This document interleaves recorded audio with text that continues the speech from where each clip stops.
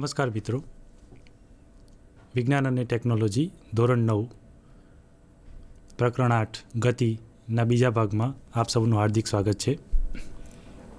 ગતિનો પ્રથમ ભાગ જે આપણે જોયો હમણાં કે ગતિના પ્રથમ ભાગમાં આપણે ગતિનું અવલોકન કર્યું કે ગતિ એ સાપેક્ષ ખ્યાલ છે અને સાપેક્ષ ખ્યાલના આપણે ઘણા બધા ઉદાહરણ જોયા. એ સાપેક્ષ ખ્યાલ જે છે એના માટે આપણે એક શબ્દ બીજો પણ વાપર્યો કે આ પૃથ્વી પર રહેલી તમામ વસ્તુઓ ગતિમાં છે એવું આપણે કહી શકીએ છીએ. એથી જો આગળ આપણે કહેવું હોય તો આપણે એવું પણ કહી શકીએ છીએ કે આ બ્રહ્માંડમાં રહેલી તમામ વસ્તુઓ ગતિમાં છે અને આ ગતિમાં રહેલી વસ્તુઓ જે છે એના માટે કહી શકીએ કે ગતિ એ એક સાપેક્ષ ખ્યાલ છે. હવે આ ગતિ જે એક સાપેક્ષ ખ્યાલ છે એના માટે આપણે કેટલાક પરિબળોની જરૂર પડશે, કેટલીક રાશિઓની જરૂર પડશે. જે રાશિઓ વિશે આપણે થોડીક ચર્ચા કરી હતી કે અંતર, સ્થાનાંતર, અંતર છે, સ્થાનાંતર છે, વેગ છે. હવે એ બધામાં જ્યારે ગતિની જરૂર પડશે એટલે કે મોશન, તો મોશન કોઈપણ જગ્યાએથી, ગતિ કોઈપણ જગ્યાએથી અવલોકન કરવામાં આવે ત્યારે જ ખબર પડે છે કે આ પદાર્થ ગતિમાં છે. હવે પદાર્થ ગતિમાં છે તો એ ગતિમાં હોય ત્યારે જ ગતિ કરે એટલે આપણે એને ગતિ કહીએ છીએ એવું આપણે સાબિત કરીએ છીએ. તો એની વ્યાખ્યા મુજબ આપણે એવું કહી શકીએ કે જ્યારે કોઈ પદાર્થ ગતિમાં હોય છે ત્યારે એટલે કે પદાર્થ પોતાનું સ્થાન બદલે છે. તો જ્યારે પદાર્થ પોતાનું સ્થાન બદલે છે ત્યારે તે ગતિમાં હોય છે, આપણે એવું કહી શકીએ છીએ. એટલે પદાર્થની જે ગતિ છે એ ગતિના કેટલાક પ્રકાર હતા એનો પણ આપણે અભ્યાસ કર્યો. નિયમિત ગતિ, અનિયમિત ગતિ છે, સાપેક્ષ ગતિ છે, વર્તુળાકાર ગતિ છે, વક્ર ગતિ છે. આવી બધી જ ગતિઓ જે છે એ ગતિને જો જાણવી હોય અને માણવી હોય તો એની દિશાઓની જરૂર પડશે. એટલે કે આપણે પહેલાં અંતરની જરૂર પડશે અને અંતર પછી સ્થાનાંતરની જરૂર પડશે અને પછી વેગની પણ જરૂર પડશે. પણ આ બધી વસ્તુ માટે સૌથી પહેલો મુદ્દો એ છે કે આપણે સંદર્ભ બિંદુની જરૂર પડશે અને અવલોકનકારની દ્રષ્ટિએ તો આપણે પોતે જ થઈ જઈએ છીએ. તો આ સંદર્ભ બિંદુ એટલે કે અવલોકનકાર કોઈ પણ જગ્યાએથી અવલોકન કરે છે ત્યાંથી એ સંદર્ભ બિંદુ આપણે લાગુ પાડીએ છીએ. હવે આવું જે સંદર્ભ બિંદુ છે એ સંદર્ભ બિંદુ એટલે કે શરૂઆતનું બિંદુ જેને આપણે રેફરન્સ પોઈન્ટ કહીએ છીએ અને આ રેફરન્સ પોઈન્ટ જે છે એ ત્યાંથી આપણે શરૂઆત કરવાની છે અને આ શરૂઆત કરીશું ત્યારે આપણને કેટલાક આલેખ પણ મળશે અને આલેખનો પણ આપણે અભ્યાસ કરવાનો હોય છે. આ આલેખનો જ્યારે અભ્યાસ કરવાનો હોય છે ત્યારે આલેખ ઉપરથી આપણે એવું કહી શકતા હોઈએ છીએ કે એ વક્ર ગતિ છે, નિયમિત ગતિ છે કે વર્તુળાકાર ગતિ છે. અને આ બધી ગતિ જે છે એ મોશન એટલે કે ગતિ એ સાપેક્ષ ખ્યાલ ઉપરથી આપણે નક્કી કરી શકીએ છીએ. હવે દાખલા તરીકે સંદર્ભ બિંદુ, કોઈ પદાર્થ એટલે કે આપણે જે ઉદાહરણ આપ્યું હતું કે અવલોકનકાર ક્યાં ઊભા છે અને ક્યાંથી અવલોકન કરે છે તેના ઉપર ડિપેન્ડ છે.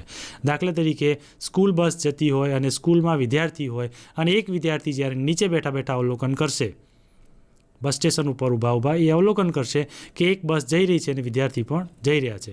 પણ એ જ બસમાં બેઠેલા બીજા વિદ્યાર્થીઓ એ નીચે ઊભેલા વિદ્યાર્થીને જ્યારે અવલોકન કરશે ત્યારે એ વિદ્યાર્થી પણ અવલોકનમાં છે એવું આપણે કહી શકીએ છીએ. હવે આ અવલોકનકાર જે છે એ સંદર્ભ બિંદુની દ્રષ્ટિએ આપણે નક્કી કરવાનું છે. તો આના માટે આપણે કેટલીક સ્લાઇડો જોવાની છે.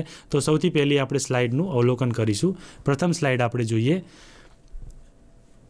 એમાં આપણે અંતર, સ્થાન અને સ્થાનાંતર આ ત્રણ વસ્તુનો આપણે અભ્યાસ કરવાનો છે. અહીંયા આપણે દરેક વસ્તુને એક અક્ષમાં માપેલી છે એટલે કે એક્સ અક્ષ અને વાય અક્ષ ગ્રાફની દ્રષ્ટિએ જ આપણે જોઈએ છે. એટલે કે પદાર્થનું જ્યારે વર્ણન કરવું હોય એટલે કે પદાર્થની ગતિનું જ્યારે વર્ણન કરવું હોય તો સૌથી પહેલો મુદ્દો એ છે કે પદાર્થનું સ્થાન નક્કી કરવું જરૂરી બને છે. આકૃતિ મુજબ આપણે જોઈ શકીએ છીએ કે ટી આપેલો છે સમય. એક બોલ એટલે કે ગબડતો દડો એ ટી બરાબર 0 સમયે ગબડવાની શરૂઆત કરે છે. ટી બરાબર T1 સમય આવશે, T2 સમય આવશે, T3 આવશે, T4 આવશે અને એક સમય એવો આવશે કે ટી બરાબર ટી લઈશું આપણે. તો આવી રીતે કોઈ પદાર્થ ગતિ કરતો હોય કે પછી કોઈ વાહન ગતિ કરતું હોય ત્યારે એના માટે સમયની પણ જરૂર પડશે. એટલે અંતર, સ્થાન અને સ્થાનાંતર આ ત્રણ રાશિઓની આપણે જરૂર પડશે. પદાર્થનું સ્થાન દર્શાવવા માટે જે નિયત બિંદુ એટલે કે સંદર્ભ બિંદુનો ઉપયોગ કરીશું આપણે એને આપણે સંદર્ભ બિંદુ કહીશું. એટલે કે એને આપણે રેફરન્સ પોઈન્ટ તરીકે લેવામાં આવે છે. આકૃતિમાં તમે જોઈ શકો છો આ એક ગ્રાફ બનાવેલો છે. એમાં એક્સ અક્ષ છે અને વાય અક્ષ છે. એક દડાને ગબડવા દેવામાં આવે છે અને આ દડો જ્યારે ગબડે છે ત્યારે એનો શરૂઆતનો પોઈન્ટ હોય એને હંમેશા આપણે 0 લઈએ છીએ અને એનો અંતિમ પોઈન્ટ હોય એને આપણે ગમે તે નામ આપીએ છીએ, T2 અથવા T3. તો એ સમય છે. તો આપણે એવું કહી શકીએ કે કોઈ પણ પદાર્થ જ્યારે ગતિ કરે છે ત્યારે એ સમયની સાપેક્ષે ગતિ કરે છે. અને એટલા માટે જ આપણે અગાઉના લેક્ચરમાં પણ વાત કરી હતી કે રેલવે સ્ટેશન અને બસ સ્ટેશન આ બંનેના જે ટાઈમ ટેબલ બનાવવામાં આવે છે એ ટાઈમ ટેબલ એટલા માટે અને એવી રીતે બનાવવામાં આવે છે કે જે સમયની સાપેક્ષે ધ્યાનમાં રાખવામાં આવે છે. દાખલા તરીકે એક બસ અમદાવાદથી સુરત ઉપડી અને અમદાવાદથી સુરત જશે ત્યારે બરોડા કેટલા વાગે પહોંચશે, તો એ આપણે નક્કી કરી શકીએ છીએ એ બસની ગતિ ઉપરથી. અને આ સરેરાશ ગતિ ઉપરથી આપણે એવું નક્કી કરતા હોઈએ છીએ કે આ બસ જે છે એ આટલા વાગે જ અહીંયા પહોંચવાની છે અને એના ઉપરથી જ એના ટાઈમ ટેબલ નક્કી થતા હોય છે.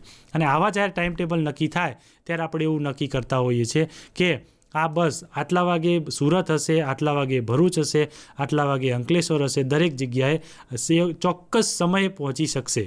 એટલે અંતર અને સ્થાનાંતર એ બંને વસ્તુ આપણે નક્કી કરી શકીએ છીએ, પણ એમાં સમયની જરૂર પડતી હોય છે. આ સમય જે છે એ ખૂબ જ મહત્ત્વનો ભાગ ભજવે છે, એટલે આલેખમાં સમયને લેવામાં આવે છે અને સમય વિરુદ્ધ અંતરનો આલેખ દોરવામાં આવે છે. તમે જોયું કે વાય વિરુદ્ધ જ્યારે એક્સનો આલેખ દોરીએ ત્યારે અંતર વિરુદ્ધ સમયનો આલેખ દોરીએ છીએ આપણે. તો અંતર વિરુદ્ધ સમયનો આલેખ દોરીએ તો આપણે સમય નક્કી કરીએ છીએ કે ભાઈ 30 સેકન્ડ પછી અથવા 30 મિનિટ પછી ઉપડેલી બસ અમદાવાદથી 30 મિનિટ પછી ક્યાં હશે. તો એના વેગ ઉપરથી આપણે જાણી શકીએ છીએ એનું સ્થાન કે આટલા વાગે અહીંયા જ હશે એમ. અને આ સ્થાન આપણે જાણતા હોઈએ છીએ એટલા માટે જ આવા ટાઈમ ટેબલો બની શક્યા છે. રેલવેના હોય કે બસના હોય એના પણ ટાઈમ ટેબલો આ ઉપરથી નક્કી કરી શક્યા છે. બીજું એક ઉદાહરણ જોઈએ કે આપણે આવા ગ્રાફ ઉપરથી બધું જ નક્કી કરી શકીએ. એક ગ્રાફને એક દ્રષ્ટિએ જોવાથી આપણે એની ગતિ કેવા પ્રકારની છે એ પણ નક્કી કરી શકીએ છીએ. એ ગતિ વર્તુળાકાર કરે છે, નિયમિત ગતિ કરે છે કે અનિયમિત ગતિ કરે છે, એ બધી જ વસ્તુ આપણને એક આલેખ ઉપરથી નક્કી કરી શકાય છે. તો આલેખ ઉપરથી જ્યારે આપણે આવું નક્કી કરતા હોય ત્યારે એ આલેખમાં એકદમ સ્પષ્ટતા હોવી જોઈએ અને બીજું કે સંદર્ભ બિંદુ હોવું જોઈએ. જો સંદર્ભ બિંદુ હશે તો જ એ વસ્તુ નક્કી કરી શકાશે. એટલે સંદર્ભ બિંદુ એ અવલોકનકારની દ્રષ્ટિએ નિશ્ચિત હોય છે. અવલોકનકારની દ્રષ્ટિએ સંદર્ભ બિંદુ ઉપરથી જ આ બધી વસ્તુઓ નક્કી કરવામાં આવતી હોય છે. આવું જ પૃથ્વીની બહાર પણ બનતું હોય છે. પૃથ્વીની બહાર આપણે જાણીએ છીએ કે અવકાશમાં બનતી ઘટનાઓ, એ બધી જ ઘટનાઓ જે છે એ ચોક્કસ સમયે કઈ ઘટના બનવાની છે તે આપણે નક્કી કરી શકતા હોઈએ છીએ. અને આ ચોક્કસ સમયે બનનારી જે ઘટના છે એ આપણે નિશ્ચિત અંતર અને સમય ઉપરથી સંદર્ભ બિંદુ નક્કી કરીને જ આપણે નક્કી કરી શકતા હોઈએ છીએ. હવે આપણે મિત્રો બીજી સ્લાઇડ જોઈએ. આ બીજી સ્લાઇડમાં આપણી પાસે એક મૂલ્ય આપેલું છે જે તમે જોઈ શકો છો. પદાર્થનું સ્થાન, અંતર અને સ્થાનાંતર. પદાર્થની ગતિનું વર્ણન કરવા માટે પદાર્થનું સ્થાન નક્કી કરવું ખૂબ જ જરૂરી બને છે. અને આ સ્થાન નક્કી કરવા માટે આપણે આ પ્રથમ સ્લાઇડ જોઈ જેમાં આપણને રેફરન્સ બિંદુ એટલે કે સંદર્ભ બિંદુની જરૂર પડી. હવે અહીંયા બીજું એક પ્રવૃત્તિમય ચિત્ર છે જે તમે જોઈ શકો છો. અંતર અને સ્થાનાંતર નક્કી કરવા માટે એક પ્રશ્ન પૂછ્યો છે ટીચરે વિદ્યાર્થીને કે ગાંધીનગર ક્યાં આવેલું છે. એના જવાબમાં વિદ્યાર્થીએ એવું કીધું કે ગાંધીનગર અમદાવાદથી 30 કિલોમીટરના અંતરે આવેલું છે. જ્યારે બીજા વિદ્યાર્થીને પ્રશ્ન પૂછવામાં આવે આ જ પ્રશ્ન, ત્યારે એવો જવાબ આપે છે કે વડોદરાથી ગાંધીનગર 130 કિલોમીટરના અંતરે છે. તો મિત્રો આ બંને જવાબ સાચા જ છે, પણ એ બંને જવાબમાં સંદર્ભ બિંદુ કઈ જગ્યાએ છે તે નક્કી કરવામાં આવે છે. એટલે પદાર્થનું સ્થાન જાણવા માટે સંદર્ભ બિંદુનો ઉલ્લેખ કરવો ખૂબ જ જરૂરી બને છે. પ્રથમ પ્રશ્નનો જવાબ એવો છે કે ગાંધીનગર અમદાવાદથી 30 કિલોમીટરના અંતરે છે. એટલે આપણે એવું કહી શકીએ કે અવલોકનકાર અમદાવાદથી અવલોકન કરી રહ્યા છે. બીજું એવું નક્કી કરી શકીએ કે વડોદરાથી ગાંધીનગર 130 કિલોમીટરના અંતરે છે. તો એવું નક્કી થાય કે અવલોકનકાર વડોદરાથી અવલોકન કરે છે. આવી રીતે કોઈપણ જગ્યાએથી અવલોકન કરીશું તો અવલોકન જુદું જુદું આવશે. એટલા માટે જ આપણે અવલોકનકારની દ્રષ્ટિએ સંદર્ભ બિંદુ નક્કી કરવામાં આવે છે. હવે આ જ પ્રશ્ન આપણે જુદી રીતે પણ લઈ શકીએ છીએ. દાખલા તરીકે એવું કહી શકીએ કે ભાઈ પાલનપુરથી ગાંધીનગર કેટલું દૂર છે. તો અવલોકનકાર પાલનપુરથી નક્કી કરશે. રાજકોટથી ગાંધીનગર કેટલું દૂર છે? તો દરેક વિદ્યાર્થી જે જવાબ આપશે એ જવાબ એ અવલોકનકારની દ્રષ્ટિએ હશે એવું આપણે માની લઈએ છીએ. બરાબર. એટલે આ પ્રશ્નનો જવાબ બધા સાચા હોય છે, પણ એ સંદર્ભ બિંદુ ક્યાં છે તે નક્કી કરવામાં આવે છે. એટલે ટીચરે પૂછેલા પ્રશ્નના બંને જવાબ અહીંયા સાચા મળે છે આપણને. એના પછી નેક્સ્ટ સ્લાઇડ જોઈએ આપણે, જેમાં આપણે અંતરનો ઉલ્લેખ છે. આલેખ તમે જોઈ શકો છો, એક્સ અક્ષ અને વાય અક્ષ, અને એમાં ઝેડ અક્ષ પણ આપેલી છે. જ્યારે એક્સ, વાય અને ઝેડ ત્રણે અક્ષનો ગ્રાફ દોરવામાં આવે ત્યારે આપણે એવું કહી શકતા હોઈએ છીએ કે આ 3 ડાયમેન્શન એટલે કે 3D આલેખ છે. અહીંયા અંતરનો આલેખ આપણને બતાવેલો છે કે આપેલા સમયગાળામાં ગતિ કરતા કોઈ પદાર્થે કાપેલા ગતિપથની લંબાઈને પદાર્થ દ્વારા કપાયેલું અંતર અથવા પથ લંબાઈ કહે છે. અંતરને જ પથ લંબાઈ કહીએ છીએ, જેને ઇંગ્લિશમાં આપણે ડિસ્ટન્સ કહીએ છીએ.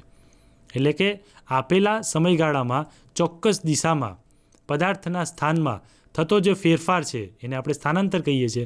હવે દાખલા તરીકે અંતર અને સ્થાનાંતરમાં ફરક શું છે? કોઈ પદાર્થ ગતિ કરે છે, આકૃતિ મુજબ આપણે જોઈ શકીએ કે t=0 સમયે એણે ગતિ કરવાની શરૂઆત કરી. પછી અત્યારે આપણે આકૃતિ મુજબ જોઈ શકીએ છીએ કે t=t1 જગ્યાએ છે. તો એનું જે સ્થાનાંતર થયું એ 0 થી 1 વચ્ચેનું જે સ્થાનાંતર છે એ એનું સ્થાનાંતર કહી શકીએ છીએ. પણ એક પ્રશ્ન એ થાય કે શું આ પદાર્થ 0 થી એટલે કે t=0 થી t=t1 સમયે આટલે હતો તો એ પહેલાં શું આગળ જઈને પાછો આવ્યો છે? એવું પણ બની શકે છે. દાખલા તરીકે અમદાવાદથી ઉપડેલી બસ 5 કલાક પછી સુરત પહોંચે છે. સવારે 8 વાગે ઉપડેલી બસ 1 વાગે સુરત પહોંચે છે. તો આપણે આવું કહી શકીએ કે બપોરે 3 વાગે આ બસ ક્યાં હશે? તો એના ઉપરથી આપણે નક્કી કરીએ કે ચલો બપોરે 3 વાગે એ બસ એ વડોદરામાં હશે. તો એનું અંતર કેટલું થયું અને સ્થાનાંતર કેટલું થયું? આપણે એવું માની લઈએ કે અમદાવાદથી સુરતનું અંતર 300 કિલોમીટર છે અને સુરતથી વડોદરાનું અંતર 100 કિલોમીટર છે. આ એક અંદાજ માટે લઈએ છીએ. તો કુલ અંતર આ બસે કેટલું કાપ્યું? તો અંતર માટે આપણે એવું કહીએ કે સૌથી પહેલાં બસ જ્યારે અમદાવાદથી ઉપડી અને સુરત ગઈ તો પહેલાં એણે 300 કિલોમીટરનું અંતર કાપ્યું, અને ફરી એ સુરતથી વડોદરા સુધી એ બસ આવી એટલે બીજા 100 કિલોમીટરનું એને અંતર કાપ્યું. એટલે એણે કુલ 400 કિલોમીટરનું અંતર કાપ્યું. પણ અત્યારે બસ ક્યાં છે? વડોદરામાં. અને આપણે ક્યાંથી અવલોકન કરીએ છીએ? અમદાવાદથી. તો અમદાવાદથી વડોદરા સુધીનું અંતર છે 200 કિલોમીટર. તો એનું સ્થાનાંતર કેટલું થશે? 200 કિલોમીટરનું. આમ અંતર અને સ્થાનાંતરની અંદર આટલો ફરક છે. અંતરનો મતલબ એવો થાય કે કોઈ પણ પદાર્થ ગમે તે જગ્યાએ ફરી અને પાછો જે જગ્યાએ ઊભો હશે ત્યાંથી મૂળ સંદર્ભ બિંદુ સુધીનું જે અંતર હશે એ એનો કુલ પથ લંબાઈ એટલે કે એનો ગતિપથ જે છે એ કુલ ગતિપથને ધ્યાનમાં રાખવામાં આવતો હોય છે. પરંતુ સ્થાનાંતર એ સીધી રેખામાં હોય છે. જ્યાંથી પદાર્થ એટલે કે સંદર્ભ બિંદુ હોય છે ત્યાંથી પદાર્થ જે જગ્યાએ ઊભો છે એ વચ્ચેનું જે અંતર છે એ અંતરને આપણે સંદર્ભ બિંદુથી ગણીએ તો એ પથ લંબાઈ એની ગણવામાં આવે છે. અને આવું જે આપણને મૂલ્ય મળે છે જેને આપણે સ્થાનાંતર કહીએ છીએ. એટલે અંતર અને સ્થાનાંતરમાં ફક્ત આટલો જ ફેર છે. હવે આલેખમાં આપણે બીજી એક વસ્તુ જોઈશું કે આલેખમાં આપણી પાસે એક બોલ આપેલો છે જે t=t1 સમયે છે. હવે આ બોલને જો t=t2 સમય સુધી લઈ જઈએ, અહીંયા આપણને સ્થાનાંતર વિરુદ્ધ સમયનો આલેખ આપેલો છે. એ સ્થાનાંતર વિરુદ્ધ સમયનો જે આલેખ છે એ આલેખ ઉપરથી આપણે આ બોલને t2 સમયે મૂકીએ તો એનું સ્થાનાંતર 0 થી t2 સુધીનું થશે એવું આપણે કહી શકીએ. બરાબર. અને એ જો વળી અને t2 થી ફરી પાછું t1 સુધી આવશે તો એનું સ્થાનાંતર t1 જેટલું થશે, પણ એનું અંતર જે છે એ 0 થી t2 પ્લસ t1નું અંતર થશે. એટલે કે એની એ કુલ પથ લંબાઈ થશે. બીજી એક આપણે સ્લાઇડ જોઈશું સ્થાનાંતર માટે. સ્થાનાંતરને વધુ સારી રીતે સમજવા માટે એક ઉદાહરણ અહીંયા આપેલું છે કે કોઈ પણ પદાર્થ t1 સમયે જો x1 સ્થાન પર હોય અને t2 સમયે જો તે x2 સ્થાન પર હોય તો અહીંયા ડેલ્ટા t જે ત્રિકોણ દોરેલો છે એને આપણે ડેલ્ટા કહીએ છીએ. ડેલ્ટા t બરાબર t2 માઇનસ એટલે કે અંતિમમાંથી પ્રાથમિક બાદ કરવામાં આવે છે. એવી રીતે આપણે સમય કાઢી શકીએ છીએ. અને સ્થાનાંતર S એનું પણ આપણે મૂલ્ય જોઈ શકીએ છીએ. અંતિમ સ્થાનમાંથી પ્રારંભિક સ્થાન એટલે કે x2 - x1 સ્થાનાંતરનું મૂલ્ય આપે છે. બરાબર, એટલે કે સ્થાનાંતર x જે છે એ x2 - x1 તરીકે આપણે આકૃતિમાં જોઈ શકીએ છીએ. અને અહીં આકૃતિમાં તમે જોઈ શકો છો કે t બરાબર t1 સમય ત્યાંથી t બરાબર t2 સમયે એક દડાનું સ્થાનાંતર થાય છે. તો એનું પ્રારંભિક સ્થાન કયું હતું? x1. અંતિમ સ્થાન કયું છે? x2. તો જ્યારે આપણે સ્થાનાંતર sનું મૂલ્ય લેવું હોય તો આપણે અંતિમ સ્થાનમાંથી પ્રારંભિક સ્થાન માપવું પડતું હોય છે. અને x2 - x1 કરશું એટલે સ્થાનાંતરનું મૂલ્ય આપણને મળશે. નીચે એક વાક્ય સરસ સુંદર આપેલું છે. સ્થાનાંતરની દિશા એ પ્રારંભિક સ્થાનથી અંતિમ સ્થાન તરફ હોય તો ચાલો આપણે અંતર અને સ્થાનાંતર વચ્ચેનો ભેદ નીચેના ઉદાહરણ દ્વારા સમજીએ. એક બીજું ઉદાહરણ જોવાનું છે આપણે, પણ એ ઉદાહરણ જોતાં પહેલાં આપણે અંતર અને સ્થાનાંતર વિશેનું બીજું એક મૂલ્ય જોઈ લઈએ કે દાખલા તરીકે અંતર અને સ્થાનાંતરમાં શું ભેદ છે. અંતર એટલે કોઈ પણ પદાર્થે કાપેલું કુલ અંતર છે, એટલે કે એની કુલ પથ લંબાઈ છે. જ્યારે સ્થાનાંતર એટલે મૂળ જગ્યાએથી પદાર્થની ગતિ હોય અને જે જગ્યાએથી સંદર્ભ બિંદુએ અવલોકન કર્યું હોય તો એ બંને વચ્ચેનું જે અંતર છે એને આપણે સ્થાનાંતર કહીએ છીએ. હવે આવો જે શબ્દ છે અંતર અને સ્થાનાંતર એ આપણે આવા ઘણા બધા ઉદાહરણ દ્વારા લઈ શકીએ છીએ. દાખલા તરીકે એક પદાર્થે t1 સમયે શરૂઆત કરી અને t3 સમયે પહોંચે છે, પછી એ ફરી પાછો t2 સમયે આવી જાય છે. તો એનું જે અંતર અને સ્થાનાંતર થશે એ બંને અલગ અલગ થશે. પણ સ્થાનાંતર માટે આપણે શું એવું કહી શકીએ કે ક્યારે એવું બને કે સ્થાનાંતર શૂન્ય હોય? હા, શૂન્ય હોઈ શકે. દાખલા તરીકે અમદાવાદથી નીકળેલી બસ એ સુરત જશે. આપણે હમણાં ઉદાહરણ લીધું કે 300 કિલોમીટર સુરત જઈ અને 100 કિલોમીટર પાછી વડોદરા આવશે, એટલે એણે 400 કિલોમીટરનું અંતર કાપ્યું. વડોદરાથી પાછી એ બસ અમદાવાદ આવી જાય છે. અવલોકનકાર અમદાવાદ જ છે અને અમદાવાદથી જ જોવે છે અને પછી એ પૂછે છે કે આ બસે કેટલું સ્થાનાંતર કર્યું, તો એનું સ્થાનાંતર ત્યારે શૂન્ય થશે. કારણ કે બસ પાછી અમદાવાદથી સુરત જઈ અને ફરી પાછી અમદાવાદમાં પાછી આવી છે, એટલે એનું સ્થાનાંતર કેવું થશે? શૂન્ય થશે. પણ એને અંતર કેટલું કાપ્યું? તો અંતર માટે આપણે કહી શકીએ કે અમદાવાદથી સુરતનું જો અંતર 300 કિલોમીટર હોય તો 300 બસ જશે અને 300 પાછી આવશે, એટલે એનું 600 કિલોમીટરનું અંતર થશે. અને આ 600 કિલોમીટરના અંતરમાં એનું સ્થાનાંતર શૂન્ય થશે. હવે બીજો એક પ્રશ્ન છે કે શું ક્યારેય સ્થાનાંતર માઇનસમાં હોય, ઋણ પણ હોય? હા હોય.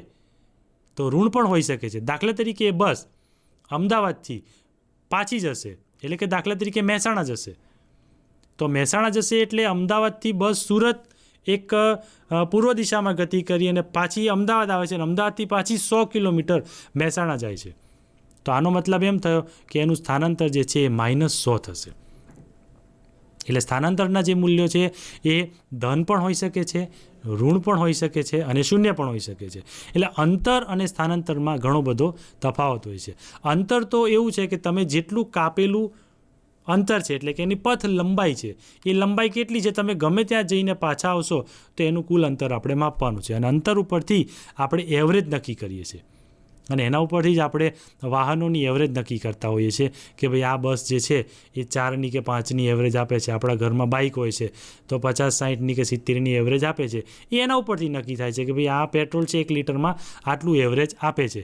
એ એવરેજ ઉપરથી આપણે નક્કી કરતા હોઈએ છીએ, પણ એણે કેટલું સ્થાનાંતર કર્યું એ એમાં ગણતરીમાં લેવામાં આવતું નથી. સ્થાનાંતરનું મૂલ્ય હંમેશા આપણી બાઇકનું શૂન્ય જ હોય છે. સવારે ક્યાંથી ઉપડ્યા હોય તો સાંજે ફરી પાછી એ જગ્યાએ જ હોય છે, એટલે એનું સ્થાનાંતર શૂન્ય ગણવામાં આવતું હોય છે.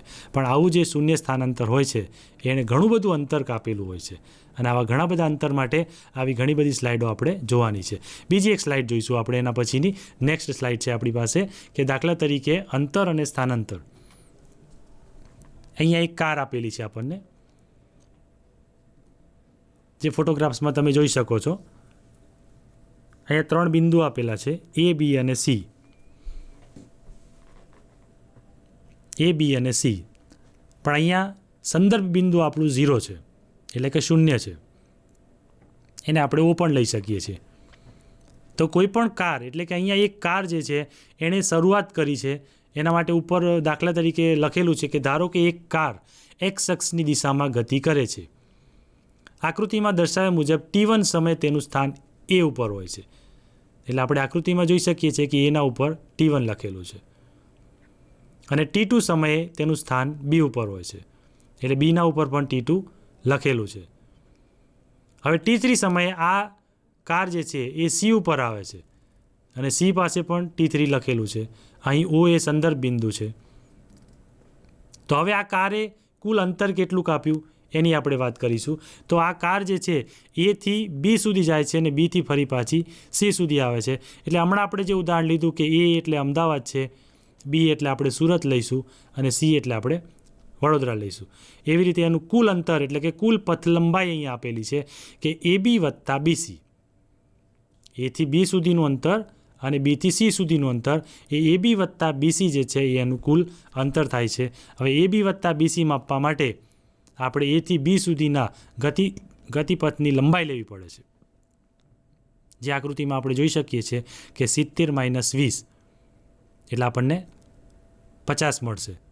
એવી રીતે બીથી સી સુધીનું ગતિપથની લંબાઈ 70માંથી 40 એટલે કે 30 મળશે.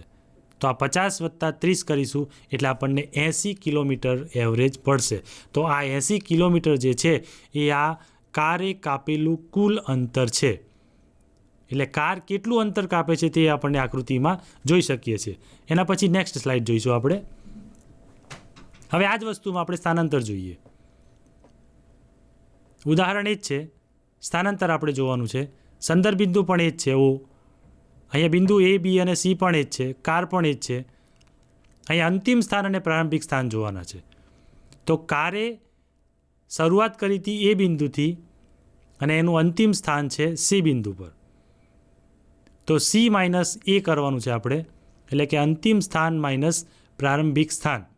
એટલે સી માઇનસ એ કરીશું તો સી ઉપર આપણને 40 દેખાય છે, એ ઉપર આપણને 20 દેખાય છે. તો 40 - 20 કરીશું એટલે 20 કિલોમીટર જે છે એ એનું સ્થાનાંતર આપણને મળે છે. એટલે અંતર અને સ્થાનાંતરમાં ઘણો બધો ડિફરન્સ છે અને અંતર અને સ્થાનાંતરમાં આટલો તફાવત આપણને જોવા મળે છે. અંતર આપણે આગળ જોયું કે અંતર જે છે એ આપણું 80 કિલોમીટર મળ્યું અને સ્થાનાંતર જે છે આપણને 20 કિલોમીટર મળ્યું. 80 અને 20 આ બંનેમાં ઘણો બધો ડિફરન્સ પડે છે. એટલે અંતર અને સ્થાનાંતર એક હોઈ શકતા નથી. એના પછી ત્રીજું ઉદાહરણ જોઈએ આપણે. સંદર્ભ બિંદુ O છે આપણી પાસે.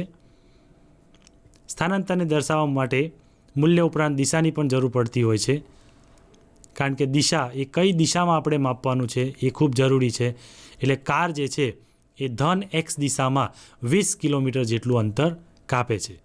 હવે આપણે હમણાં જ વાત કરી કે શું તે શૂન્ય હોઈ શકે, શું તે માઇનસ હોઈ શકે.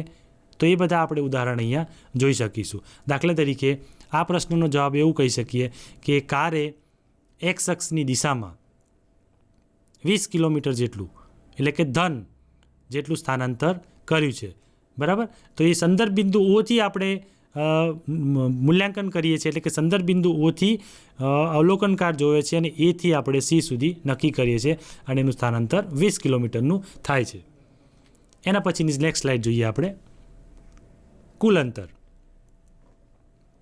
અહીંયા એ બી અને સી આપેલા છે. તો એ બી વત્તા બીસી વત્તા સીએ આ કુલ અંતર અહીંયા આપેલું છે આપણને. એ બી વત્તા બીસી વત્તા સીએ. આ કાર ફરી પાછી એ ઉપર આવે છે. એટલે કે કારની ગતિ હમણાં જેમ આપણે વાત કરી કે અમદાવાદથી સુરત, સુરતથી વડોદરા અને વડોદરાથી ફરી પાછું અમદાવાદ. એવી રીતે આ કાર ફરી પાછી એ ઉપર આવે છે ત્યારે એનું અંતર કેટલું હોય છે અને એનું સ્થાનાંતર કેટલું હોય છે એ આપણે આકૃતિમાં જોઈ શકીએ છીએ કે સૌથી પ્રથમ એ બી વત્તા બીસી વત્તા સીએ. એ બીનું માપ આપેલું છે 70માંથી 20 બાદ કરીશું તો 50 મળશે. બીસી જે છે એ 70માંથી 40 બાદ કરશું તો 30 મળશે અને સીએ જે છે એ 40માંથી 20 બાદ કરીશું તો આપણને 20 મળશે. એટલે 50 વત્તા 30 વત્તા 20 એટલે 80 વત્તા 20 બરાબર 100 કિલોમીટર. આ 100 કિલોમીટરનું આ કારે અંતર કાપ્યું, પરંતુ એનું સ્થાનાંતર તો શૂન્ય થાય છે. કારણ કે કાર એ ઉપરથી શરૂઆત કરી અને ફરી પાછી એ ઉપર પાછી આવે છે. તો અંતિમ સ્થાન અને પ્રારંભિક સ્થાન એ બંને એક જ છે. 20 કિલોમીટરે શરૂઆત કરી અને 20 કિલોમીટરે પાછા ફર્યા, તો 20 - 20 બરાબર 0 છે. એટલે એનું સંદર્ભ બિંદુ આપણે આ રીતે નક્કી કરી શકીએ છીએ. એના પછી આગળ જઈએ સ્થાનાંતર માટે, કે એ કાર હજુ આગળ ગતિ કરે છે. એટલે કે અમદાવાદ પાછી આવેલી બસ હવે મહેસાણા તરફ ગતિ કરે છે. એટલે કે આ કાર એ ફરી પાછી બીજા 100 કિલોમીટર મહેસાણા એટલે કે ઋણમાં જશે, આપણે એવું કહી શકીએ છીએ. તો આનું સ્થાનાંતર કેટલું થશે અને અંતર કેટલું થશે એ પણ આપણે જાણી શકીએ છીએ. તો અહીંયા આપણે આ અંતર જોઈ શકીએ છીએ કે પહેલાંમાં 100 કિલોમીટર અંતર હતું, અહીંયા બીજા 20 કિલોમીટર વધી ગયા, એટલે અંતર એનું 120 કિલોમીટરનું થાય છે. પરંતુ સ્થાનાંતર આપણે જોઈ શકીએ છીએ કે 0 - 20 એટલે -20 કિલોમીટર છે. અહીંયા 20 જે છે એ માઇનસમાં છે એવું આપણે જોઈ શકીએ છીએ. એટલે આના ઉપરથી આપણે એવું નક્કી કરી શકીએ કે પથ લંબાઈ હંમેશા ધન હોય છે, જ્યારે સ્થાનાંતર જે છે એ ધન, ઋણ અથવા શૂન્ય પણ હોઈ શકે છે.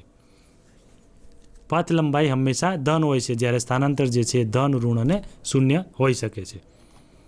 એના પછીની નેક્સ્ટ સ્લાઇડ જોઈએ આપણે. પદાર્થે કાપેલું અંતર તેના ગતિપથની કુલ લંબાઈ દર્શાવે છે, જ્યારે સ્થાનાંતર જે છે એ પદાર્થની ગતિની અંતિમ પરિણામી અસર દર્શાવે છે. આપણે આ 3 ઉદાહરણ પરથી આવા એક તાત્પર્ય પર આવ્યા છીએ કે પદાર્થે કાપેલું કુલ અંતર જે છે એ ગતિપથની કુલ લંબાઈ દર્શાવે છે અને સ્થાનાંતર જે છે એ ફક્ત પરિણામી અસર જ છે, કે પરિણામ પર પહોંચ્યા છીએ એ અસર છે. એના પછી નેક્સ્ટ સ્લાઇડ જોઈએ કે પદાર્થ કયા ગતિપથ પર થઈને સ્થાનાંતર કરે છે તે અંગેની માહિતી એ સ્થાનાંતર પરથી મળતી નથી, કારણ કે સ્થાનાંતર એ તો એક પરિણામ છે. સ્થાનાંતરને દર્શાવવા માટે મૂલ્ય ઉપરાંત દિશાની પણ જરૂર પડતી હોય છે, અને આવી ભૌતિક રાશિને સદિશ રાશિ કહીએ છીએ. એ આપણે આગળ ચર્ચા કરી કે સદિશ અને અદિશ એ 2 પ્રકારની રાશિઓ આપણી પાસે હોય છે. અને આ 2 પ્રકારની જે રાશિ જે છે એ 2 પ્રકારની રાશિમાં સદિશ અને અદિશ છે. એમાં આપણી પાસે અહીંયા સ્થાનાંતરની વાત કરીએ તો સ્થાનાંતરને દર્શાવવા માટે આપણે દિશાની જરૂર પડતી હોય છે, અને આ દિશાની જરૂર પડતી હોવાથી તે ભૌતિક રાશિ જે છે એ સદિશ રાશિ છે. આપણે ગ્રાફ ઉપરથી જોઈ શકીએ છીએ કે T0, T1, T2 અને T બરાબર T, એટલે કે અંતિમ સ્થાન જે છે T બરાબર T હોય છે. અહીં ગતિપથની કુલ લંબાઈ જે છે એ દર્શાવવા માટે, લંબાઈ દર્શાવવા માટે આપણે દિશાની કોઈ જરૂર નથી પડતી, ફક્ત તેનું મૂલ્ય અગત્યનું હોય છે. એટલે આવી ભૌતિક રાશિને આપણે અદિશ રાશિ કહીએ છીએ. એટલે અદિશ રાશિ એટલે એમાં દિશાની જરૂર પડતી નથી, અને સદિશ રાશિ હોય તો એમાં દિશાની જરૂર પડે છે.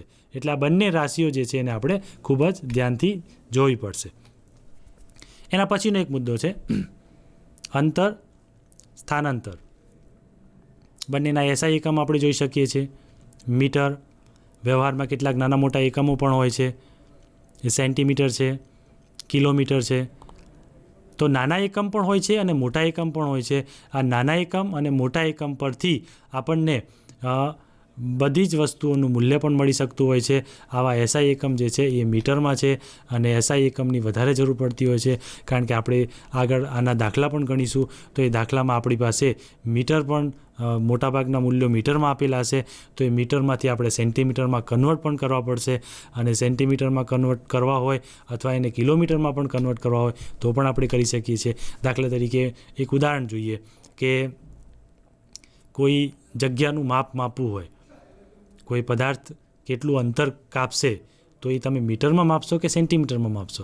તો જો કોઈ નાનું કદ હોય, દાખલા તરીકે આપણે ટેબલની લંબાઈ માપવી હોય તો એ સેન્ટીમીટરમાં આપણે માપી શકીએ છીએ કે ભાઈ આ 30 સેન્ટીમીટર છે કે 45 સેન્ટીમીટર છે કે 50 સેન્ટીમીટર છે. પણ જો કોઈ એનાથી મોટું માપ માપવું હોય તો આપણે એને મીટરમાં માપીએ છીએ, અને મીટર જે છે એ એસઆઈ એકમ પદ્ધતિ છે. એસઆઈ વિશે આપણે આગળ પણ શીખી ગયા છીએ, સિસ્ટમ ઇન્ટરનેશનલ. હવે આ પદાર્થને એકમની જરૂર કેમ પડી? તો આપણે એવું કહી શકીએ કે આ આખી સૃષ્ટિ પર, એટલે કે આખી પૃથ્વી પર આવા જુદા જુદા એકમો જુદા જુદા દેશમાં વપરાતા હતા, અને આવા એકસૂત્રીકરણ લાવવા માટે આવી પદ્ધતિની અમલીકરણ કરવી પડી છે. એટલે એસઆઈ એકમ પદ્ધતિ જે છે એ એસઆઈ એકમ પદ્ધતિ એ એટલા માટે જ લાવવી પડી છે કે એકસૂત્રીકરણ થવું જોઈએ. એટલા માટે એને આપણે કહીએ છીએ system international. The system international. આ સિસ્ટમ ઇન્ટરનેશનલની પદ્ધતિ 1971થી 73 સુધીમાં અમલીકરણ થયું હતું. હવે ક્યારેક એવું જરૂર પડે કે દાખલા તરીકે નાનો એકમ હોય અને ક્યારેક મોટા એકમની જરૂર પડે, એકદમ મોટા એકમની જરૂર પડે. દાખલા તરીકે કિલોમીટરમાં અંતર માપવું છે. અહીંથી આપણે એવું માપવું છે કે સુરત સુધીનું અંતર, તો એ મીટરમાં નહીં મપાય. ત્યારે આપણે શું કરીશું? એને કિલોમીટરમાં માપીશું.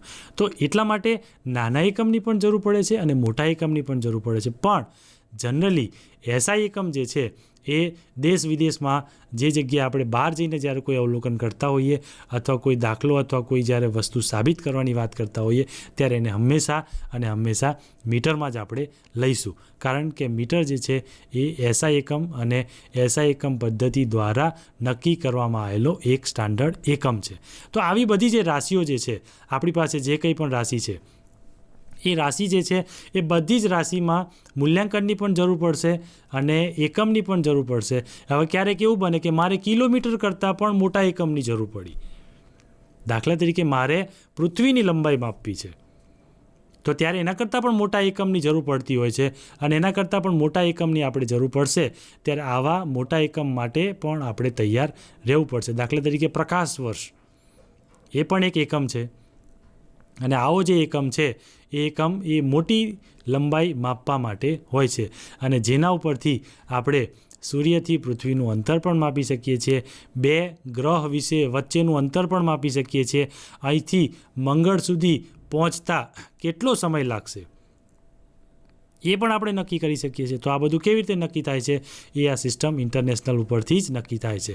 મિત્રો, પહેલાંના જમાનામાં ઘણા બધા પ્રોબ્લેમ ઉદ્ભવતા હતા. દાખલા તરીકે આપણે આ પદ્ધતિનું એક નાનું એવું ઉદાહરણ લઈએ કે ગામડામાં ઘણી વખત દૂધ લેવા જઈએ તો શેર, અડધો શેર, પાસેર આવા બધા એકમો વપરાતા હતા.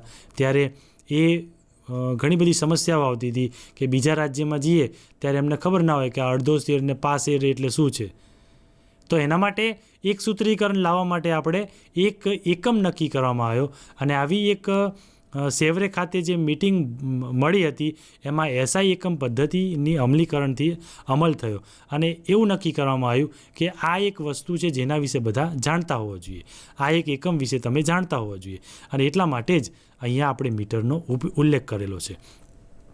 એ સિવાય તમે બીજા ઘણા બધા એકમોનો ઉપયોગ કરી શકો છો, પણ મીટર એ એસઆઈ એકમ છે. એટલે જ્યારે આપણને પણ પરીક્ષામાં ઘણી વખત એવું પૂછવામાં આવે છે કે આ રાશિનો આ એસઆઈ એકમ કયો છે, તો જ્યારે એસઆઈ એકમ પૂછવામાં આવશે ત્યારે તમે એસઆઈ એકમ જ લખવું પડશે આપણે અને એસઆઈ એકમ લખીશું ત્યારે જ આપણે સાચું પડશે. અને એસઆઈ એકમ જ્યારે આપણે લખતા હોઈએ ત્યારે વિદેશમાં જઈને જ્યારે કોઈ રિસર્ચ કે સર્ચ કરવાની વાત આવશે ત્યારે આપણને આવા પ્રોબ્લેમો નડતા નથી હોતા. દાખલા તરીકે કોઈ પદાર્થની નવી શોધ થઈ અને એમાં જ્યારે એકમની જરૂર પડી અને એમાં જ્યારે એકમની જરૂર પડશે ત્યારે તમે એ પદાર્થની શોધ માટે મીટર, કિલોમીટર, સેન્ટીમીટર, ડેસીમીટર આ બધી જ વસ્તુઓની આપણે જરૂર પડતી હોય છે. તો આ બધી વસ્તુની જરૂર પડશે ત્યારે એ એકમ જે છે એ આપણો એકમ એ એસઆઈ એકમ પદ્ધતિ હશે તો એસઆઈ એકમ પદ્ધતિના નિયમ મુજબનો જ નક્કી કરવામાં આવશે. અને આ નિયમ મુજબ તમે ટેમ્પરેચર પણ નક્કી કરી શકતા હો છો, પ્રેશર પણ નક્કી હોય છે અને બધી જ વસ્તુ નક્કી હોય છે. કારણ કે જ્યારે રિસર્ચનો માધ્યમ આવે છે ત્યારે રિસર્ચના માધ્યમ ઉપરથી જ આપણે આ બધું નક્કી કરતા હોઈએ છીએ. દાખલા તરીકે બીજી એક વાત કરીએ કે એસઆઈ એકમ પદ્ધતિ જે છે એ જ્યારે પણ નક્કી કરવામાં આવી તો નક્કી કરતાં પહેલાં શું પ્રોબ્લેમ આવ્યા હશે? તો જ્યારે એક દેશના સાયન્ટિસ્ટ બીજા દેશમાં જતા હોય છે ત્યારે એ બીજા દેશમાં જઈને જ્યારે રિસર્ચ કરતા હોય છે ત્યારે એમને એમના કિલોમીટર કે સેન્ટીમીટર ત્યાં જઈને રજૂઆત કરતા હોય છે ત્યારે બીજા દેશના લોકોને કદાચ એ ખબર પણ ન હોય કે સેન્ટીમીટર એટલે શું. ત્યારે એ સમસ્યા નડતી હોય છે કે સેન્ટીમીટર એટલે શું. એ સેન્ટીમીટરને દર્શાવવા માટે તમારે એનું ડિસ્ક્રિપ્શન આપવું પડે છે.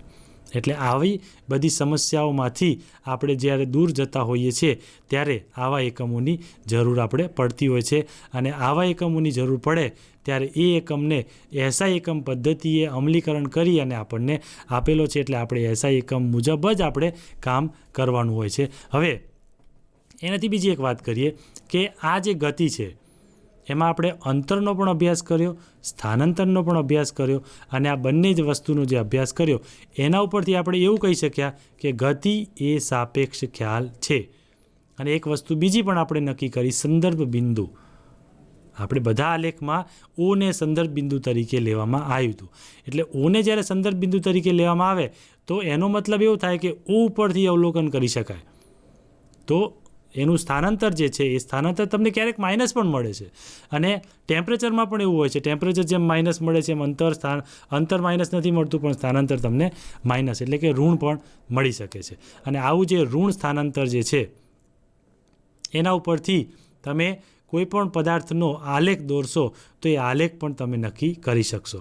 અને આલેખ ઉપરથી તમે એ આલેખ વસ્તુની ગતિ નક્કી કરી શકશો, એનું અંતર પણ માપી શકશો, અને અંતર માપ્યા પછી એનું સ્થાનાંતર કેટલું થયું એ પણ નક્કી કરી શકશો. દાખલા તરીકે કોઈ આલેખ એવો આવશે કે વક્ર દિશામાં છે અને આ આલેખ વક્ર ગતિ કરે છે. હવે એ આલેખ વક્ર ગતિ કરતો હોય તો વક્ર ગતિ કર્યા પછી એ વક્ર એનો છેલ્લો એટલે કે એનો એન્ડ પોઈન્ટ જ્યાં હશે ત્યાંથી એ પદાર્થ ફરી પાછો એ જ દિશામાં પાછો ફરશે, અને કોઈ એવી જગ્યાએ પદાર્થ રોકાશે, અને એવી જગ્યાએ રોકાશે ત્યારે આપણે એવું કહી શકીએ કે આનું સ્થાનાંતર જુદું આવશે અને એનું અંતર પણ જુદું આવશે. અને આ અંતર અને સ્થાનાંતર જે છે એ બંનેના મૂલ્યો અલગ અલગ આવતા હોય છે. અને આ બંનેના મૂલ્યો ઉપરથી આપણે નક્કી કરતા હોઈએ છીએ કે અવલોકનકાર એ કઈ જગ્યાએથી અવલોકન કરી રહ્યા છે. મંગળ ઉપર પહોંચેલો ગ્રહ પણ એનું અવલોકન એ નીચે પૃથ્વી પરથી કરવામાં આવે છે, અને આ પૃથ્વી પરથી કરવામાં આવતું જે અવલોકન જે છે એ અવલોકનકારની દૃષ્ટિએ કંઈક જુદું જ હોય છે. અને અવલોકનકાર નીચેથી જ્યારે અવલોકન કરે છે ત્યારે આપણે નક્કી કરતા હોઈએ છીએ કે એ અવલોકન એ એની સાપેક્ષમાં કેટલી ગતિમાં હોય છે, અને એ યાન જે ગતિ કરતું હોય છે એ ગતિ એ કોની સાપેક્ષમાં હોય છે, તો પૃથ્વીની સાપેક્ષમાં હોય છે. કારણ કે પૃથ્વી પર રહેલા વ્યક્તિની દ્રષ્ટિએ આપણે જોતા હોય તો સંદર્ભ બિંદુ એની દ્રષ્ટિએ જોવામાં આવે છે, અને સંદર્ભ બિંદુ અને અવલોકનકાર પૃથ્વી ઉપર છે, અને પૃથ્વી પરથી એ નક્કી કરે છે કે આ ગ્રહ કે આ સેટેલાઇટ આપણો આ દિશામાં ગતિ કરતો હોય છે. દાખલા તરીકે કોઈ સેટેલાઇટની વાત કરીએ, ક્યારેક મિત્રોને એવા પ્રશ્નો થતા હોય છે કે બધા જ ઉપગ્રહો, કૃત્રિમ ઉપગ્રહો એ ગતિ કરતા હોય છે, અને આ બધા જ કૃત્રિમ ઉપગ્રહો એ પૃથ્વીની બહાર ગતિ કરતા હોય છે, પૃથ્વીની ભ્રમણ કક્ષામાં. તો આ બધાની શું ગતિ એક સરખી હોય છે કે જુદી જુદી હોય છે? અહીંયા પણ ગતિનો પ્રશ્ન આવે છે. તો આ જે મોશન છે એ તમે નીચે બેઠા બેઠા અવલોકનકારની દ્રષ્ટિએ જોઈ શકો છો, પણ ક્યારેક એવો પ્રશ્ન બને કે જો બધાની ગતિ એટલે કે બધા જ કૃત્રિમ ઉપગ્રહોની ગતિ એ જો જુદી જુદી રાખવામાં આવી હોત તો શું થાત? જેમ ટ્રાફિક સિગ્નલ જ્યારે ઊભું થાય ત્યારે જુદી ધીમે ધીમે બધા વાહનો આવી અને એકઠા થાય છે અને પછી એકસાથે ઉપડે છે. જ્યારે બધા વાહનો એકસાથે ઉપડે છે ત્યારે બધા જ વાહનોની ગતિ ધીમે ધીમે બદલાતી હોય છે, અને આ બધા જ વાહનોની ગતિ જ્યારે ધીમે ધીમે બદલાતી હોય છે ત્યારે અવલોકનકારની દ્રષ્ટિએ તમે અવલોકન ઉપરથી જોતા હોય કોઈ પણ જગ્યાએથી તો તમે નક્કી કરી શકો કે કયા વાહનની ગતિ વધારે છે અને કયા વાહનની ગતિ ઓછી છે. એવી રીતે પૃથ્વીની બહાર જ્યારે કોઈ પદાર્થ ગતિ કરે છે તો પૃથ્વીની બહાર જ્યારે પદાર્થ ગતિ કરતો હોય એટલે કે કોઈ યાન પૃથ્વીની બહાર જ્યારે કૃત્રિમ ઉપગ્રહ જ્યારે ગતિ કરતો હોય ત્યારે નીચેથી અવલોકનકાર અવલોકન કરી શકતો હોય છે કે કેટલી ગતિથી ગતિ કરે છે, અને એના પાછળ બીજો ઉપગ્રહ આવશે તો એની ગતિ પણ આપણે કેટલી રાખવી જોઈએ.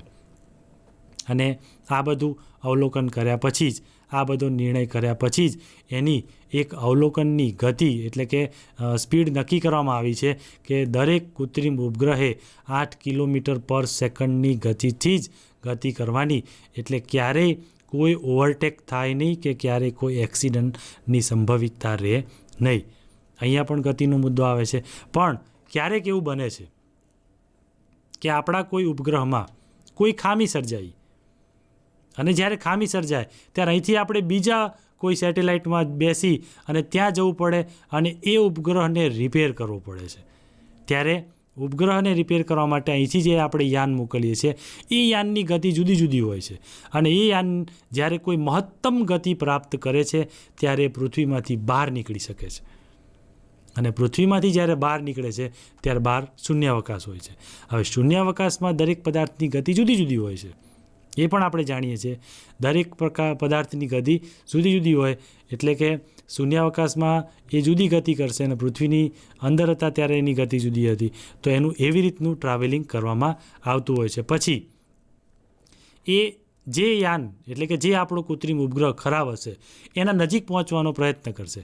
એટલે કે એની ગતિ પહેલાંની ગતિ 8 કિલોમીટર પર સેકન્ડ હતી તો આની ગતિ થોડીક વધારી અને એના નજીક પહોંચવાની કોશિશ કરશે. એટલે એને કેટલી ગતિ વધારવી જોઈએ એ એને નક્કી કરવાનું હોય છે અને ગતિ વધાર્યા પછી એ પહેલાં યાનની નજીકમાં આવશે અને એના અંદર શિફ્ટ થઈ અને એ યાનને રિપેર પણ કરશે અને એની ગતિ પણ ચાલુ રહેશે અને આ ગતિ ચાલુ રહ્યા પછી એ રિપેર કર્યા પછી ફરી પાછો પૃથ્વી પર પણ આવી જશે.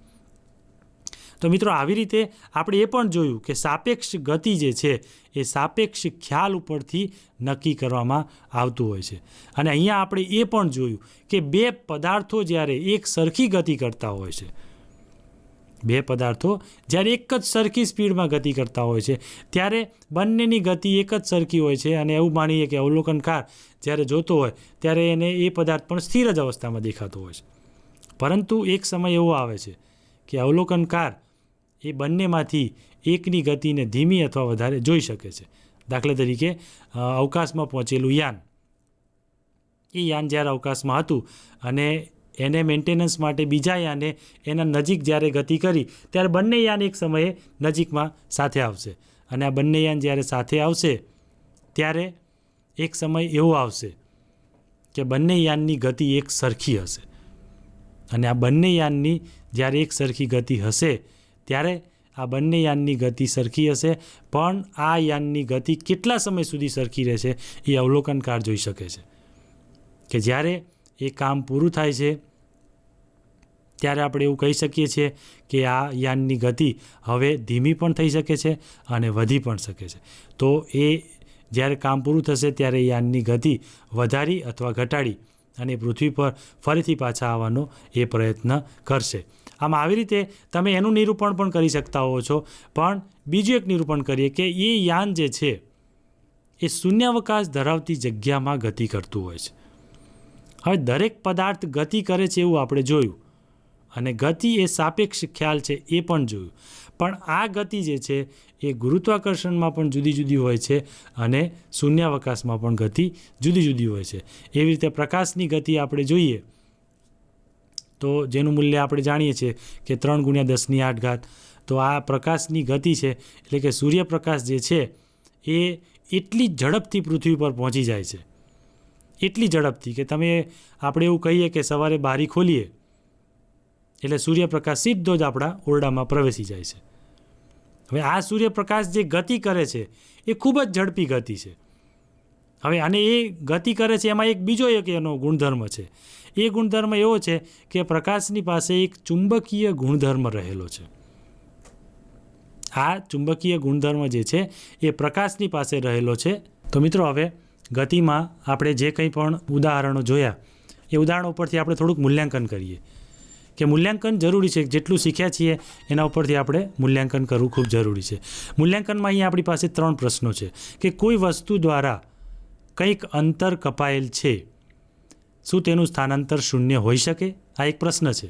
જો હા હોય તો આપના ઉત્તરને ઉદાહરણ દ્વારા જણાવો. આપણી પુસ્તકમાં જ આપેલું છે આ મૂલ્યાંકન અને પ્રથમ પ્રશ્ન છે તો આપણે એનો જવાબ હા આપીશું. જે આપણે હમણાં આગળ ઉદાહરણમાં પણ જોયું હતું કે કોઈ વસ્તુ દ્વારા કંઈક અંતર કપાયેલ છે તો શું તેનું સ્થાનાંતર શૂન્ય હોઈ શકે? હા, હોઈ શકે. તો એનું ઉદાહરણ આપણે હમણાં આગળ પણ જોયું હતું કે એક બસ છે, અમદાવાદથી ઉપડે છે, સુરત જાય છે અને સુરતથી ફરી પાછી એ વડોદરા થઈ અને ફરી પાછી એ અમદાવાદમાં આવે છે. તો અવલોકનકાર અમદાવાદથી અવલોકન કરે છે અને અમદાવાદથી એનું કરેલું અવલોકન એ એને શૂન્ય તરીકે દેખાય છે. બરાબર? તો એનું જે સ્થાનાંતર જે છે એ શૂન્ય થશે. એટલે કે એ બસ જે છે એ અમદાવાદથી જઈ સુરત જઈને ફરી પાછી અમદાવાદમાં આવશે તો તો અવલોકનકાર અમદાવાદમાં જ છે એટલે એના માટે એનું સ્થાનાંતર શૂન્ય થશે. હવે આપણે બીજો પ્રશ્ન જોઈશું. બીજો પ્રશ્ન જે છે એ આપણે એક દાખલા સ્વરૂપે છે. એક ખેડૂત 10 મીટર લંબાઈના એક ચોરસ ખેતરની ધારે 40 સેકન્ડમાં એક ચક્કર પૂરું કરે છે. 10 મીટર લંબાઈનું એક ચોરસ ખેતર છે, એની ધારે 40 સેકન્ડમાં એક ચક્કર પૂરું કરે છે. 2 મિનિટ અને 20 સેકન્ડ બાદ આ ખેડૂતે પ્રાથમિક સ્થાનથી કેટલું સ્થાનાંતર કર્યું હશે, આપણે એવું કહી શકીએ. તો એક ખેડૂતે 10 મીટર લંબાઈનું એક ચોરસ ખેતરની ધારે 40 સેકન્ડમાં એક ચક્કર પૂરું કરે છે, એટલે એવું કહી શકીએ કે 40 મીટર ચોરસ ખેતરની લંબાઈ થશે અને 40 સેકન્ડમાં એ પૂરું કરશે. 10 મીટર લંબાઈ છે અને ચોરસ છે એટલે લંબાઈ ગુણ્યા 4 કરીશું, ચોરસ છે એટલે 10 ગુણ્યા 4 એટલે 40 એની પરિમિતિ આવશે. તો 40 મીટર અંતર કાપવા માટે એને 40 સેકન્ડ જેટલો સમય લાગે છે. હવે પ્રશ્ન એ છે કે 2 મિનિટ અને 20 સેકન્ડ બાદ આ ખેડૂતે પ્રારંભિક સ્થાનથી કેટલું સ્થાનાંતર કર્યું હશે. તો 2 મિનિટને અને 20 સેકન્ડ, તો એને આપણે ટોટલ સેકન્ડમાં ફેરવીશું પહેલાં. તો મિત્રો 2 મિનિટની સેકન્ડ થશે આપણી પાસે 120 અને 20 સેકન્ડ એમાં એડ કરીશું એટલે 140 સેકન્ડ કુલ થશે. અને આપણું એક ચક્કર એ 40 મિનિટનું છે એટલે આને 40 સેકન્ડનું છે. તો અહીંયા આપણી પાસે 140 સેકન્ડ છે અને 40 સેકન્ડમાં એક ચક્કર પૂરું કરે છે.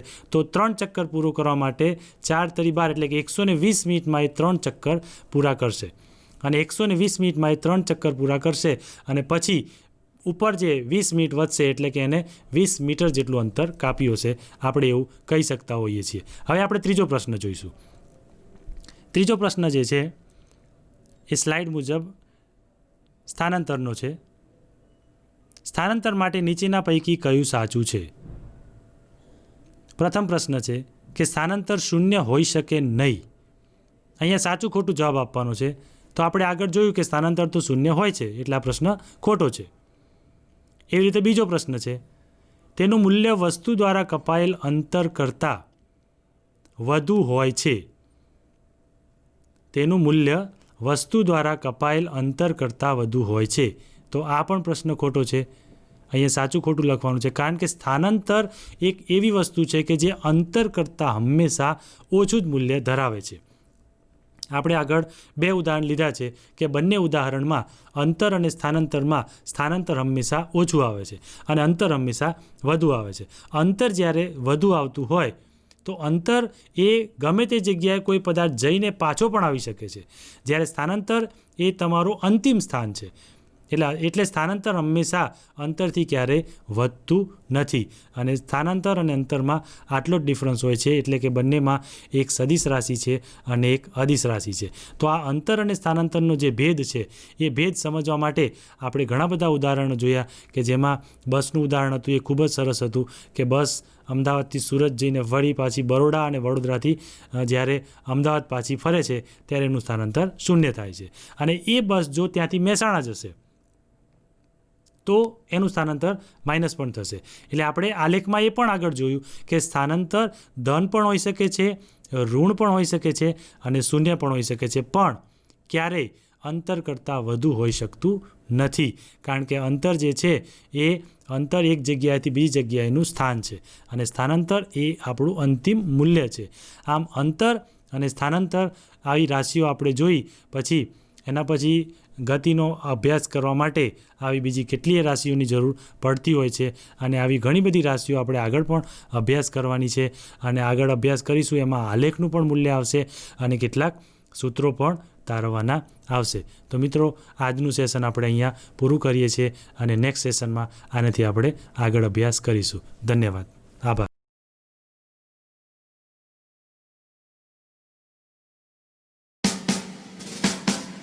એકવીસમી સદી આપણને કારકિર્દીની અનંત તક આપે છે.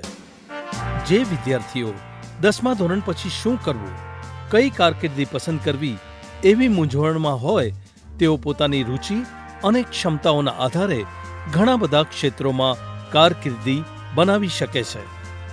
આવું એક ક્ષેત્ર છે ગણવેશધારી સેવાઓ.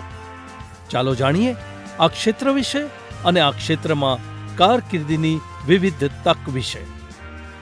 ગણવેશધારી સેવાઓમાં કારકિર્દી અનન્ય કોઈ ક્ષેત્રમાં કારકિર્દીથી અલગ છે. તેમાં અસાધારણ હિંમત, બહાદુરી, બલિદાન અને માતૃભૂમિ માટે પ્રેમની આવશ્યકતા છે. આ બેજોડ ગુણો અને તેને ખૂબ જ આદરણીય અને પ્રતિષ્ઠિત કારકિર્દી બનાવે છે. સૈનિકો અને અધિકારીઓ જે આપણી સરહદોને સુરક્ષિત કરે છે, તેનાથી માંડીને ચોકીદાર સુધી બધા લોકો આ ગણવેશધારી સેવાઓના ક્ષેત્રમાં આવે છે. ગણવેશધારી સેવાઓને 4 મુખ્ય કેટેગરીમાં વર્ગીકૃત કરી શકાય છે. પ્રથમ પ્રકાર ડિફેન્સ ફોર્સ અથવા આર્મી, નેવી અને એરફોર્સ છે. બીજા પ્રકારમાં અર્ધલશ્કરી દળોનો સમાવેશ થાય છે, એટલે કે ભારતીય કોસ્ટ ગાર્ડ, આસામ રાઇફલ્સ અને સ્પેશિયલ ફ્રન્ટિયર ફોર્सेस. ત્રીજા પ્રકારમાં કેન્દ્ર અને રાજ્ય સશસ્ત્ર પોલીસ દળો છે. તેમાં મુખ્યત્વે central reserve police force, border security force, Indo Tibetan border police, central industrial security force, સશસ્ત્ર સીમા બલ, રેલવે પ્રોટેક્શન ફોર્સ અને સ્ટેટ રિઝર્વ પોલીસ ફોર્સનો સમાવેશ થાય છે. અને ચોથા પ્રકારમાં સિવિલ ડિફેન્સ ઓર્ગેનાઇઝેશન, હોમગાર્ડ અને ફાયર બ્રિગેડ સેવાઓનો સમાવેશ થાય છે. વય અને શિક્ષણની વિવિધ લાયકાતોના આધારે આમાંની કોઈ પણ સેવામાં જોડાવવું શક્ય છે. આ ક્ષેત્રે માનસિક અને શારીરિક રૂપે ફિટ હોવું જરૂરી છે. 12મું ધોરણ પૂર્ણ કર્યા પછી 17 થી 21 વર્ષની વયની વચ્ચે કોઈ પણ વ્યક્તિ ફિટનેસ ટેસ્ટ, મેડિકલ ટેસ્ટ અને લેખિત પરીક્ષા માટે લાયક છે, જે ગણવેશધારી સેવાઓમાં પ્રવેશવા માટે ફરજિયાત છે. શારીરિક સૌષ્ઠવ, કઠિન પરિશ્રમ, પ્રકૃતિ અતિ મહત્વના છે. કોઈ પણ વ્યક્તિ જે આ માપદંડ પાર કરે છે તે સૈનિક અથવા કોન્સ્ટેબલ તરીકે સશસ્ત્ર દળો, પોલીસ અથવા અર્ધલશ્કરી દળોમાં જોડાવા માટે લાયક છે. નિયમિત રીતે પ્રકાશ થતી ભરતી જાહેરાતો પર નજર રાખવી જરૂરી છે. સંરક્ષણ બળોમાં એટલે આર્મી, નેવી અને એરફોર્સમાં જોડાવા માટે 12મા ધોરણ પછી એનડીએ પ્રવેશ પરીક્ષા આપવાનો વિકલ્પ ઉપલબ્ધ છે. આ પરીક્ષા યુપીએસસી દ્વારા લેવામાં આવે છે. આર્મીમાં જોડાવા માટે કોઈ પણ પ્રવાહમાંથી 12મું ધોરણ પૂર્ણ કર્યા પછી અરજી કરી શકાય છે. જો કે નેવી અને એરફોર્સમાં જોડાવા માટે 12મા ધોરણમાં ગણિત અને ભૌતિકશાસ્ત્ર હોવું ફરજિયાત છે. પ્રવેશ પરીક્ષાને પાસ કર્યા પછી એસએસબી ઇન્ટરવ્યૂ અને તબીબી પરીક્ષણ આવશ્યક છે. એન્જિનિયરિંગ અથવા અન્ય કોઈ ક્ષેત્રમાં ગ્રેજ્યુએશન કર્યા પછી દળોમાં જોડાવાની ઘણી રીતો છે. જે વિદ્યાર્થીઓ ગ્રેજ્યુએશન દરમિયાન 3 વર્ષ ઉત્તમ ગ્રેડ સાથે એનસીસી પૂર્ણ કરે છે, તેમને લેખિત પરીક્ષામાંથી છૂટ મળે છે. ગ્રેજ્યુએશન પછી એરફોર્સ અથવા સીડીએસ માટે AFCAT જેવી પરીક્ષાઓ આપવાનો વિકલ્પ છે, જે ભારતીય military academy, Indian navy academy અને એરફોર્સ એકેડમીમાં પ્રવેશ મેળવવા માટે મદદ કરે છે. કોઈ પણ અધિકારી તાલીમ એકેડમી દ્વારા શોર્ટ સર્વિસ કમિશનમાં જોડાઈ શકે છે. 12મા ધોરણ પછી તબીબી અભ્યાસક્રમોમાં જોડાઈને સશસ્ત્ર દળો દ્વારા આવશ્યક તબીબી સેવાઓમાં જોડાઈ શકે છે. તેવી જ રીતે જુનિયર કમિશન અધિકારી અથવા જેસીઓ તરીકે સશસ્ત્ર સેવાઓમાં જોડાવા માટે વિવિધ તકનીકી અભ્યાસક્રમો જેમ કે pathology, laboratory, radiology, hotel management, nursing વગેરેનો સમાવેશ થાય છે. પોલીસ સેવાઓમાં જોડાવા માટે સમયાંતરે તેમની ભરતી ડ્રાઈવ દ્વારા આવવું ફરજિયાત છે. ગ્રેજ્યુએશન પૂર્ણ કર્યા પછી જીપીએસસી અથવા યુપીએસસી પરીક્ષાઓ દ્વારા અધિકારીઓની ભરતી કરવામાં આવે છે. સીબીઆઈ, આરએડબલ્યુ અથવા આઈબી માટે પસંદગી પણ યુપીએસસી દ્વારા થાય છે. ટ્રાફિક પોલીસ વિભાગ દ્વારા ભરતી માટે સમાન પ્રક્રિયા અનુસરવામાં આવે છે. પોલીસ દળોમાં જોડાયા પછી બહુવિધ આંતરવિભાગીય કારકિર્દીની તક છે, જેને ઝડપી શકીએ છીએ. કારકિર્દીનો અન્ય રસ્તો છે સીધા ગણવેશધારી સેવાઓમાંથી સંબંધિત નથી તે ખાનગી સિક્યોરિટી એજન્સીઓ જે સ્થાનિક રીતે કાર્ય કરે છે. ગણવેશધારી સેવાઓમાં કારકિર્દી બનાવવા માટે શારીરિક સૌષ્ઠવ મહત્વનું છે, કારણ કે તે ખૂબ જ માંગ ધરાવતું ક્ષેત્ર છે.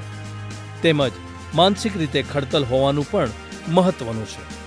વર્તમાન સમાચાર અને ગતિવિધિઓમાં પણ રુચિ ધરાવવું મહત્વનું છે.